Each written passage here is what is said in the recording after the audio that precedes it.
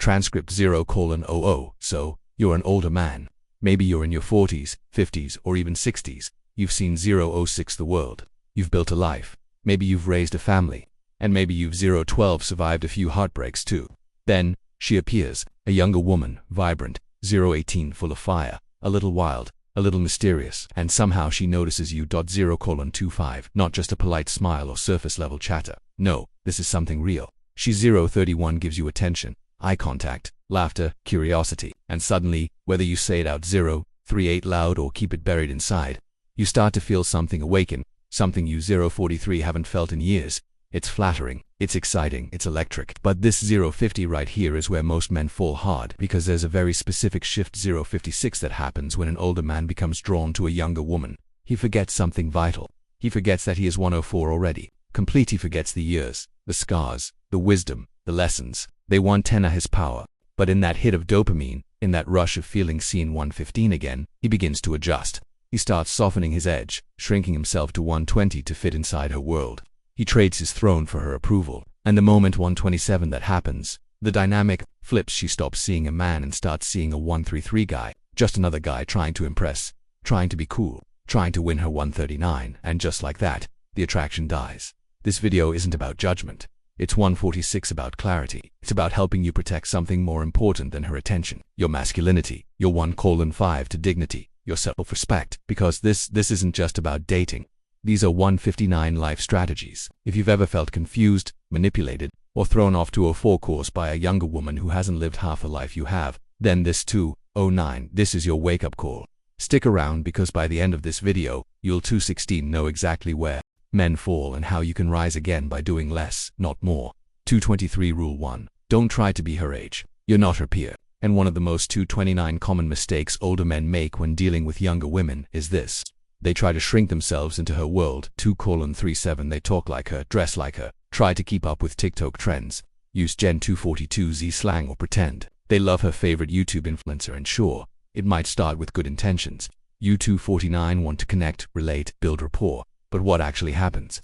You lose the 256 very thing that made you compelling in the first place. The moment you try to act like her equal, you lose your edge. 304. You stop being the grounded, composed, experienced man and start being just 309, another guy chasing her vibe. And here's the thing, she can feel it. Even if she 315 doesn't say it, she senses it in your energy. Women, especially younger ones, 321, have a sixth sense for authenticity. So, when an older man tries to act cool by 326 mirroring her lifestyle, it doesn't just feel off, it feels insecure. Your age is 332, not a disadvantage. It's your edge. You've lived. You've risen. You've risen. You carry a deep, unshakable 339 presence that only time in the trenches of life can give you, and that's what draws her in. Not your TikTok 3:47 fluency, not your Netflix knowledge, but your stillness, your depth, your 352 leadership. Want a real example? Imagine this. You're on a date. She says, "Oh my 358, God, I'm obsessed with this 23-year-old influencer who gives the best advice on relationships."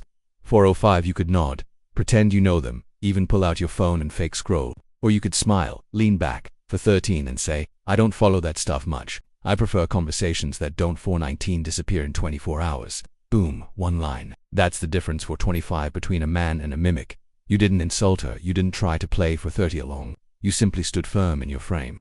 That's a mystery. That's a contrast. That's magnetic. Because for 38, here's the paradox. The moment you stop trying to be relatable, you become irresistible. 4:45 Rule 2. Don't be her emotional sponge. Another trap older men walk into without 452 even realizing it. It is becoming the emotional sponge. It starts innocently.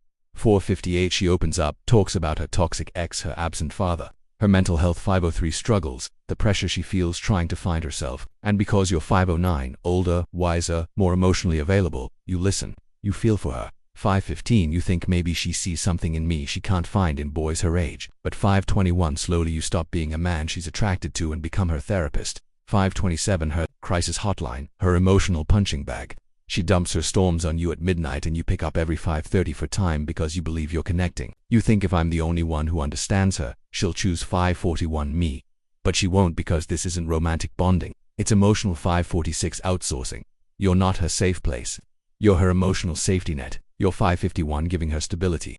But instead of feeling attracted to your strength, she starts treating you like 557, her support system. That's not love, that's convenient.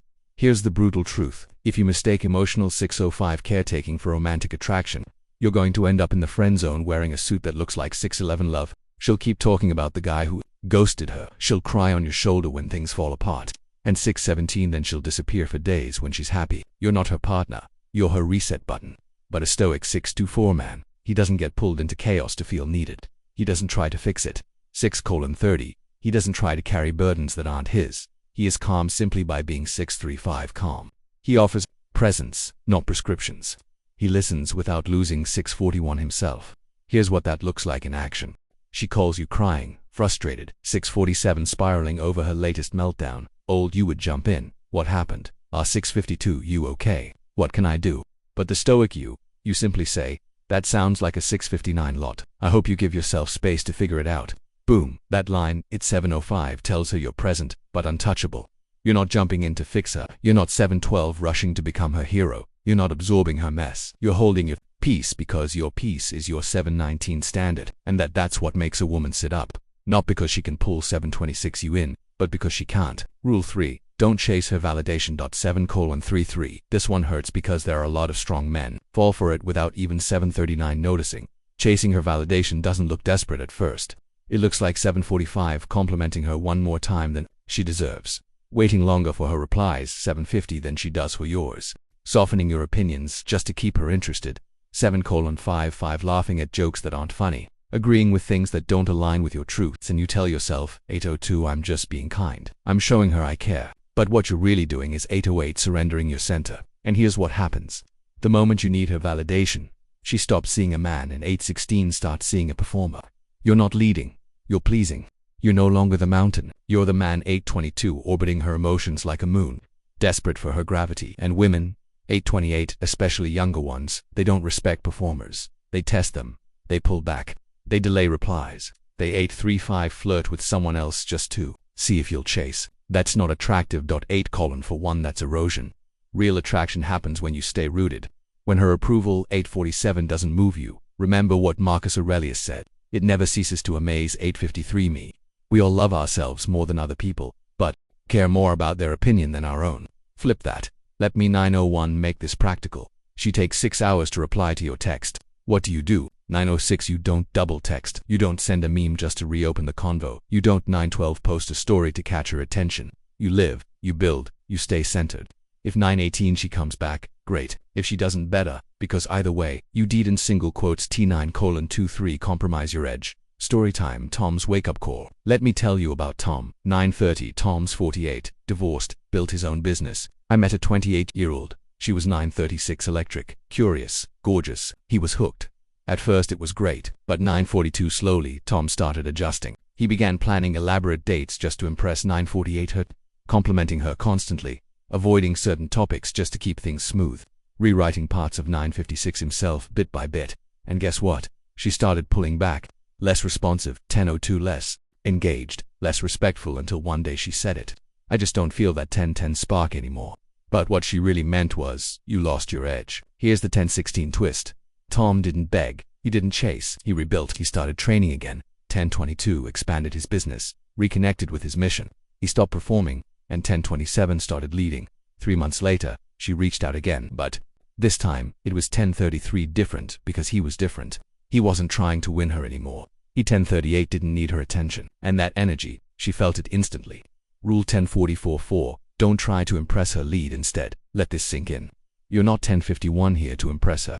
That one sentence, if truly understood, will protect you 10:57 from years of confusion, rejection, and emotional exhaustion. But most older 11:02 men, they forget because everything in modern dating tells you the opposite. 11:08 flashy dinners, clever texting games, changing your entire tone just to get a second date. What can I do to make her 11:15 like me? Wrong question. The real question is, am I leading with strength 11:21 or dancing for attention? Because when you're with a younger woman, trying to impress her isn't just unnecessary. It's 11:28 destructive. The moment you shift from leading to performing, you abandon your masculine role. You make her the judge. 11:35 you put her on the throne and you turn yourself into a contestant. Now you're